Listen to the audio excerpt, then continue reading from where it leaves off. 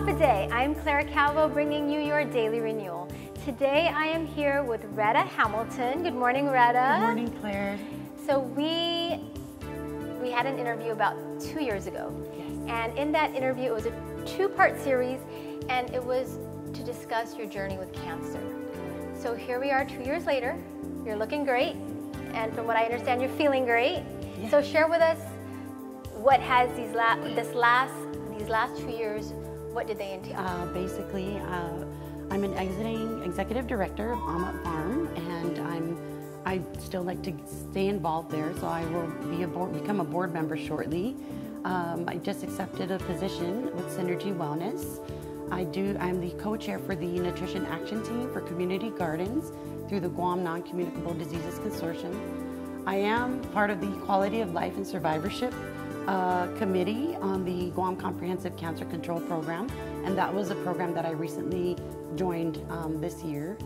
And I was also given a negative clearance by my oncologist just in April, so just having time to absorb everything, it made me reflect a lot and think about all these components.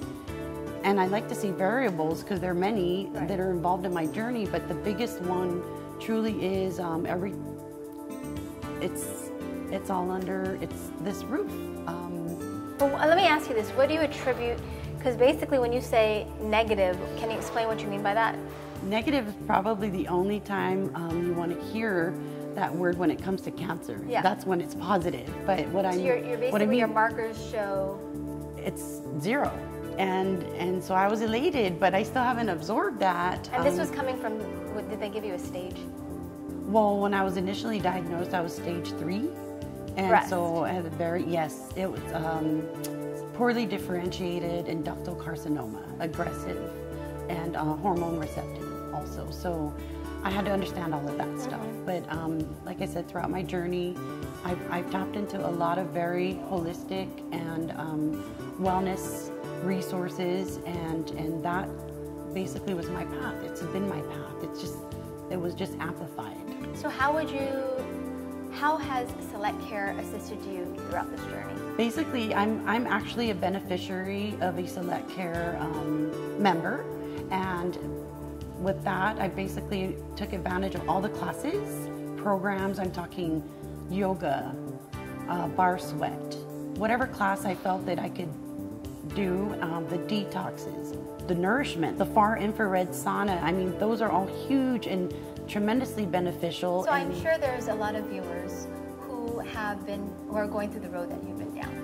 And I'm sure they get the advice from their doctors or nutritionists or families or whatnot, but until you hear from someone else who's experienced that, the survivor, that's truly what I think will resonate. So what words of advice do you have for them? Definitely listen to your doctor, ask a lot of questions, but ultimately the decision is yours. And so follow that inner guidance, follow your intuition. I think, when they say stress is the common denominator, the underlying stress with chronic disease, I think that it could be applicable to stress physically, mentally, emotionally, and holistically. Yes, you definitely need to just release that stress. The moment you're feeling that angst or tension or anything like that, you have to say no. Even if it means people, right? Yes, even if it means people, you have to say no, and this is not serving me, this is not helping me. You'll feel it. You'll feel it in your body. Thank you so much, Retta. Thank you. Is there anything before closing you'd like to share? Well, I was asked to speak at the upcoming Cancer Survivors Conference. The celebration is on Saturday, June 23rd from 8 a.m. to 1 p.m. It's open to cancer survivors and caregivers. I consider my caregivers my friends, and so I've invited everybody, and it's free. Thank you so much, Thank you so Retta, much. I appreciate it. Congratulations. Thank you. Thank you. And thank you. I'll see you next time on your Daily Renewal.